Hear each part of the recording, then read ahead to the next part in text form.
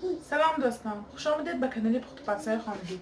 ما امروز همراه همین سمبوسه تنوری در تفتان تیار میکنیم. محصولات و ما لازم است برای خمیرش: روغن گاو، چربو آبکرگی، یک پیاله اضافه 150 میلی لیتر. جاش به مسئله استفاده میبرید میشتون که این روغن گاو خمیرش خوشخوری نقص تیار میکند. یک قاشق نمک، 250 میلی لیتر آب، یک استکان و آرد لازم است برای خمیرش. برای داخلش باشه من 4-5 دانه پیاز من این طور میده میکنیم. میده نیه من گوشت 400 گرم گوشتامویم کلان میده کرم. من روغنچه پریپراوه چند نمود من پریپراوه من با پریپراوه خودتان چقدر استفاده برید میشه. و اول پیش از تیار کردن خمیر گوشتامویا من پریپراوه کرده میمونیم. من زیره، نمک، بلگری خشک من همیشه همراه میکنیم. همراه کرده شروع آمیخته کرده میمونیم. کمتر خودش به نمک و پریپراوه های گیرد. گوشتامو مولویم حرکت کنید. 2-3 ساعت پیش از تیار کردن سمبوسه همین پریپراوهاش زده مانید. گوشتش ملایمی نغز میبیاد.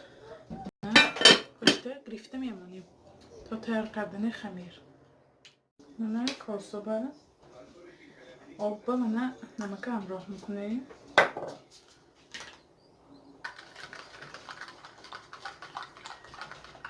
آبما شیر گرم باشد من نمک همراه کنیم. روغن،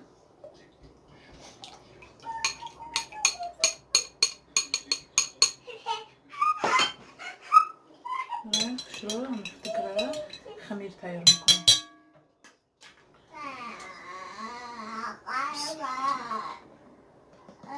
خمیرمو باید سخت شود.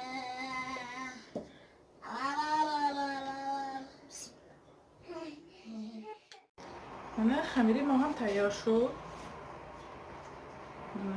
سخت خمیرمو به زوالچه ها تقسیم میکنیم.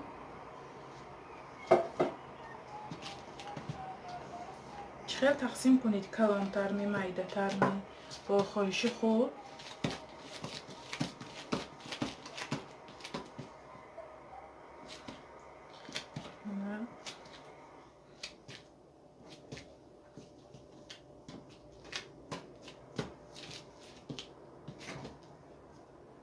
خمیرش خوشخوری نغز میشه دسته خمیری روغنی گاو بودن. همیشه زبالچه میگیریم کنیم خمیر آمایه. من 16 دانه شد. همیشه 70 گرمی بیس گرفتم. همیشه کندم من خیر. شما میتونید همیشه برابر زبالچه گیرید. بالاش پشت مونده فرشمه تیار میکنیم. من پیاز با گوشتی تیار کرده موندگمه همراه میکنیم. الکای نمک زدیم با نمکش میبینیم چخیر کمو مولشه. من 2-3 قاشق روغنی رستنی میکنیم. پیازشو ملایم میکنیم. همیشه شروع آمیخته میکنیم. من فرشیمو تیار اکو زوالچه های میکشونیم. من زوالچه های تنوق میکنیم.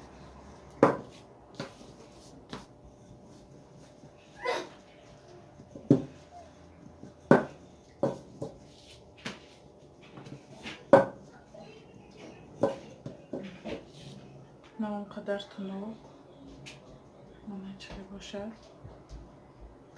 نکو یکم ده پیاله می کاسه مونده فرش میگذاریم ما بینش برد.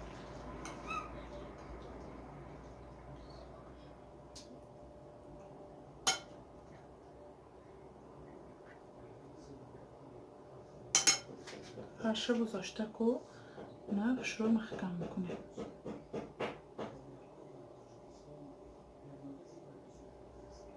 پیاله که کنید کلولی شروع بیاد.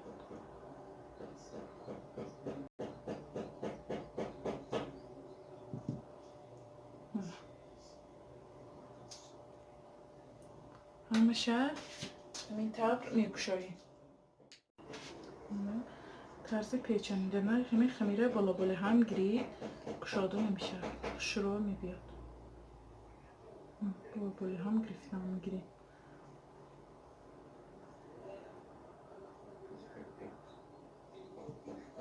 چخه میشه سمبوسی کلولی گشرا تیار شد.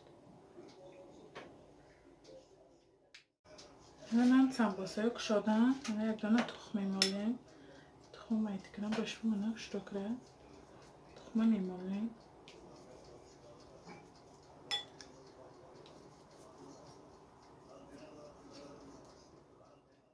من کمتر 30 دانه میپاشیم.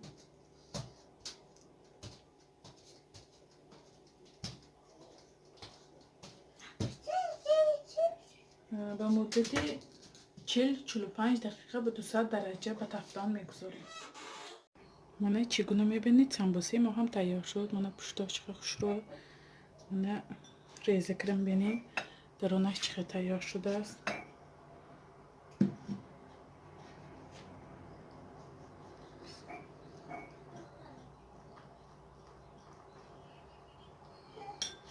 درونی سمبوسه ما چقدر تیار شده است. من گوشتاش ملایمی عجایب بادامده است.